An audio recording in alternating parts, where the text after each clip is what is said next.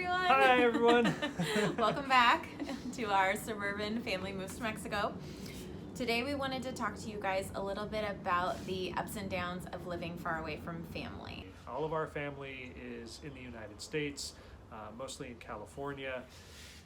And it's, distance makes things difficult. There's a lot of things that we miss, but we do have some tips and tricks to help make that a little bit easier, and so we'd like to share a few of those here with you today. One of the best things that you can do to make the transition easier is set up one day a week where you do a Facetime Zoom, something like that, as a whole family. So picking a time once a week and setting it in stone. That way, even if you have a week or two where it doesn't work, there are weekends we go out of town, weekend other family members go out of town. It's okay if we miss one here and there, but it is a consistent thing in our life, and it makes the transition so much easier. You get to see your family's faces.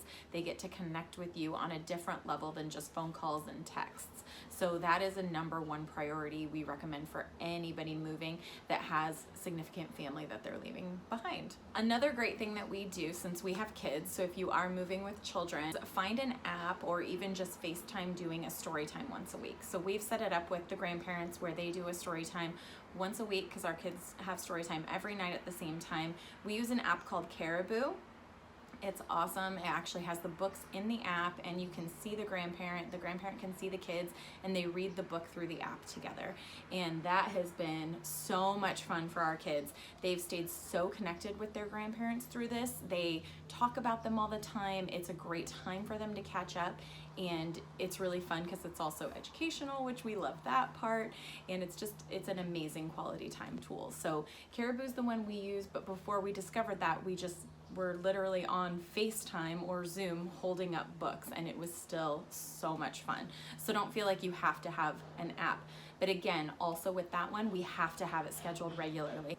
So one of the things to emotionally prepare for is how often you're realistically going to have visitors, how often your family is realistically going to visit you. We learned when we moved away from California to go to Portland that we didn't really get as many visitors as maybe we were expecting. You kind of think maybe because you're moving now to Mexico that more people will want to visit you, or that your family will be able to come and visit you more. However, that's not necessarily the case. They still have the same amount of vacation time. They still have the same financial reasons for not being able to maybe visit as often. The good news is, being an international vacation destination with excellent weather, this is a more popular spot than Portland was. Definitely. We definitely do have more visitors than Portland. But you'll have to ask yourself, reasonably, however many people you think are going to visit, it might end up being half that. So you kind of have to prepare for that. The other thing that happens when they do visit here, there's a difference between being walking distance, being driving distance, and being at certain resorts. Are kind of a whole other world. Obviously, the closer they are, the more you're going to see them. The more quality time you're going to spend with them. Right. Yeah, if they're walking distance, they can hang out at night and just kind of walk back to their place. It's quite easy. If it's driving distance, they might have to deal with a taxi or parking, and obviously the logistics get a bit more difficult. But we also had some friends stay at a resort. That was very difficult to get in and out of, and did take up a lot of time. So you have to make sure that you're budgeting for time also when your family comes. When your family comes to visit, if they're not staying locally with you, you have to make sure that you're either taking time off work or that you're budgeting extra time and money to be able to go and see them.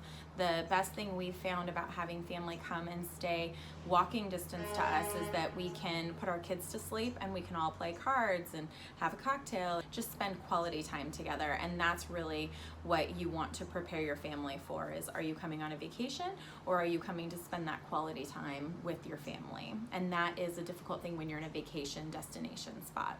So emotionally, it's something really important to think about, and just deal with your feelings about how that might feel when they do come and they don't see you that often. Yep. And there are some difficulties, like one resort our friends found, it's 20 minutes away. It's rather convenient. And then it was about another 10 minutes to get down the driveway, and another 5 for the valet, and another 15 minutes to drive the golf cart. So from door to door, it was an hour each way. The other thing that happens is, you're living here, you're working here, presumably. When you're on vacation, when your friends come in on vacation, they're not working, so they'll have a bunch of free time. You may have to, as she mentioned, you may have to take some of your free time, some of your PTO, maybe some days off in order to be with your friends, or let them do their thing while you do yours. Another thing to be considerate of is when friends come into town on vacation. When you're on vacation, you spend like you're on vacation, and they may want to do some activities that you may not have budgeted for. So maybe communicate with them clearly in advance what they'd like to do, what their budget is for certain things, and you might have to not join them. When you guys are talking about, budgeting for those kind of things, just really trying to figure out what you want to do and what you want them to do on their own ahead of time, so that it's not a shock when they get here and they think you're going to do all the activities with them. That's a really important thing to talk about before you have visitors come when you are living in a vacation destination.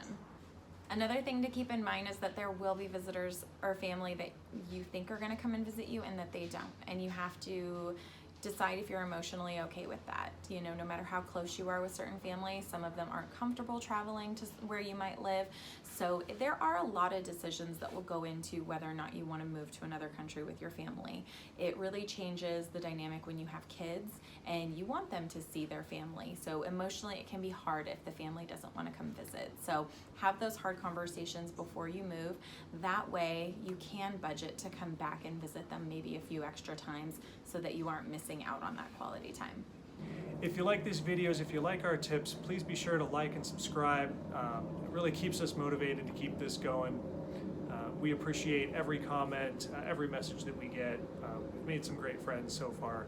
So like, subscribe, keep us going. Yes.